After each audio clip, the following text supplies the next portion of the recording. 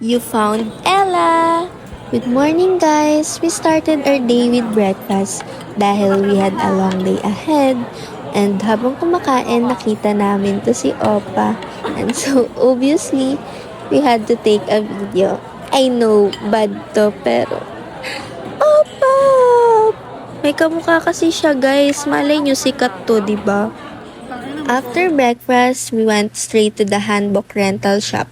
We got to choose our own top and bottom, and honestly, ang hirap mamili because everything was so pretty. After choosing, hairstyling naman, super nakakatuwa. Ang gaganda nila guys, hindi ko alam ba't hindi ako nag-pink. This was actually my first pick. Bakit? Parang mukha akong magsasagala. So yeah, I changed. Then, we're finally ready. Time to walk to Gyeongbokgung Palace. Ang ganda lang namin tignan lahat and merong mga hindi nagsuot ng hanbok. Kadalasan yung mga lalaki, siguro dahil mainit. Pero ito kami guys, ang cute-cute namin. Hindi ako nag-pink. Pink yung una kong kinuha. I don't know bakit hindi ko tunuloy. Siguro dahil marami nang nag-pink. Pero, ayun, okay naman yung nasuot ko. Bet ko rin naman siya. Isipin nyo guys, ganyan yung suot namin. Tapos naglalakad kami sa tirik ng araw. 'Di ba? Grabing trip. Ayan, pero malapit lang naman yan sa rental shop. Siguro mga 5 minutes walk or mahaba na yung 5 minutes. Nakakainis si Self. Over siya sa video. Nag-o-automatic kapag may opa. I actually enjoyed the whole trip guys kasi alam nyo, naka-close namin yung mga students then from different campus and lahat sila ang saya kasama, nakikipagbardagulan and pati mga prof, ayan magkakayumor kaya ang saya-saya walang KJ.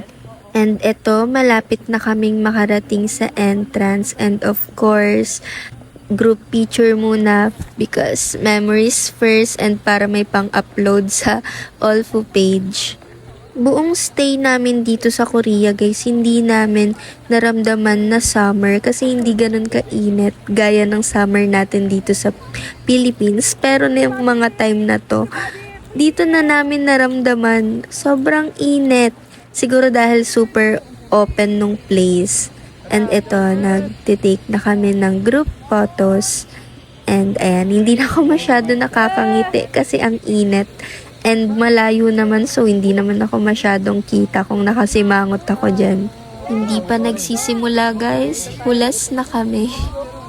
Then we explored the palace na grabe guys, the place is so beautiful in person.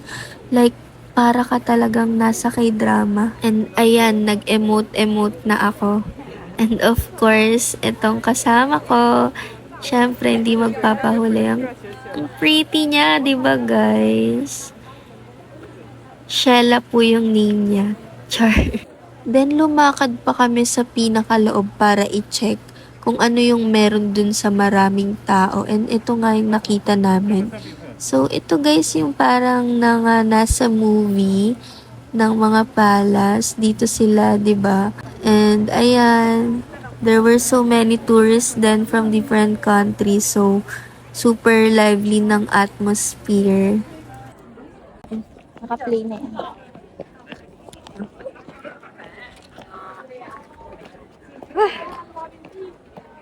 Dito na mga prinsesa.